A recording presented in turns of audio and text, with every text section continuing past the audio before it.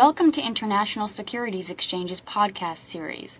Facilitated by renowned educators, ISE podcasts are intended to teach beginning as well as seasoned investors the ins and outs of trading. To find an updated list of podcasts, please visit www.ise.com/podcasts.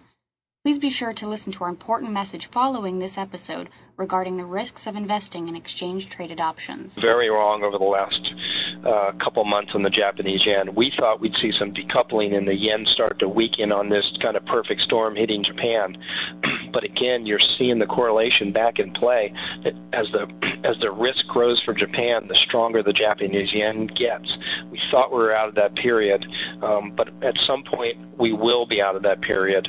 And what we think now is kind of the last vestiges of this rally in the yen you're seeing in this environment are the major institutions in Japan and the retail investors in Japan that still have money offshore and higher yielding assets or currencies are repatriating, bringing that money back home. So sooner or later, we think this perfect storm will hit the yen, but we've been wrong in a big way over the last couple of months on that. But you know, we're still staying with the story for a little bit longer. I got the other three ISE pairs: the Canadian, the British pound, and the Swiss franc. Which one do you think is going to act most like the U.S. dollar? We have a question from a Canadian citizen. Would it be the Canadian, or do you think it's the Swiss franc or the British pound?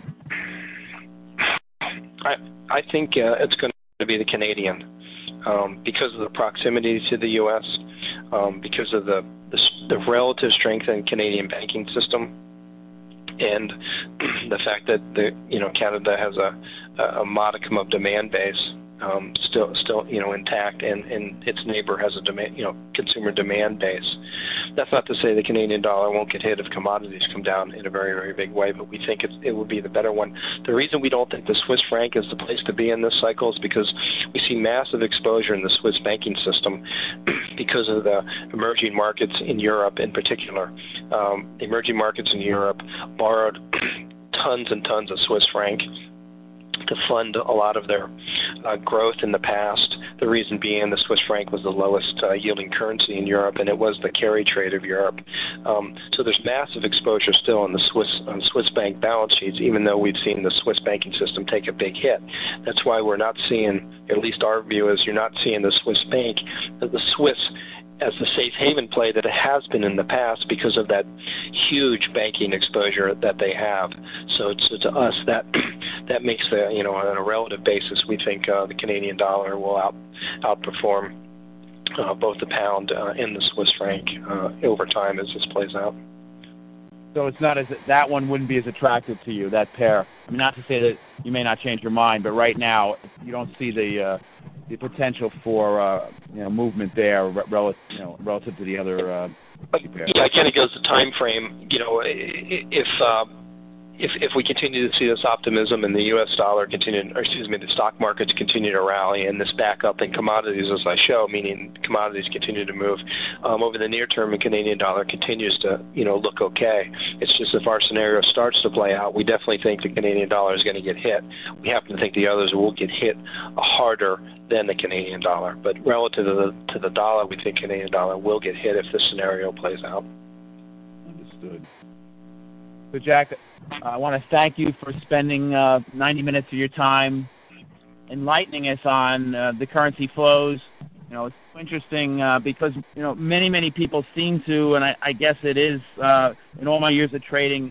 I looked at the technicals, tried to get a grasp of the fundamentals, but it seems like in the currency market, most people that I really talk to are just really concentrating on technicals, a little bit of sentiment, but it seems like you throw the fundamentals sort of on top of sentiment and technicals. Is that really correct? It is correct, I guess, because we kind of take a long-term view approach and develop a market view and then work down to the shorter-term technicals. That's exactly right. So, we just think it helps to trade with a market view, and it's helped our technicals over time, we think, with the market view, and I guess that's what's forced us into this framework.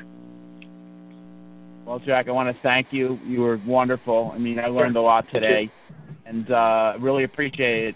Next week, May 21st, you'll be back with us again, Jack, right? Do you know the preview of that one? Make risk your friend? We're just going to talk. Yeah, just going to basically talk about risk and these two environments that have developed, this risk aversion, risk appetite environments, these two major drivers of currencies. It kind of tells you which basket you want to be in, and look at ways to identify these environments and just say, hey, these risk environments may develop. It doesn't mean you go into a shell, that you use them and you take advantage of them. And again, the ISE FX options are a way to take advantage of both these types of risk environments. Absolutely. Just want to remind all the attendees that you can go to Black Swan's website and sign up to be a subscriber for a short period of time for free, so you can check it out. I would highly recommend that you do that.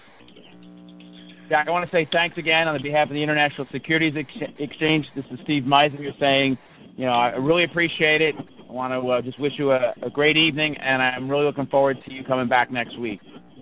Thank you, Steve. I appreciate the opportunity from the ISE. Thanks a lot. Thank you, everybody, for attending. I appreciate your time. Thanks.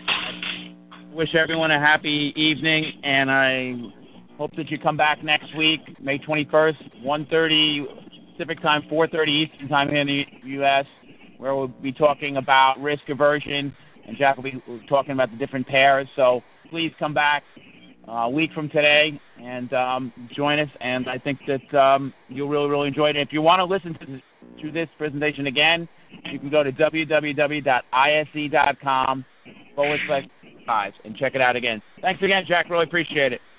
Have a good night, Steve. You too. Bye now. Bye. Good night, everyone. Thank you for listening to our podcast. To find more podcasts on options, stocks, alternative markets, and market data, please visit www.ise.com/podcasts.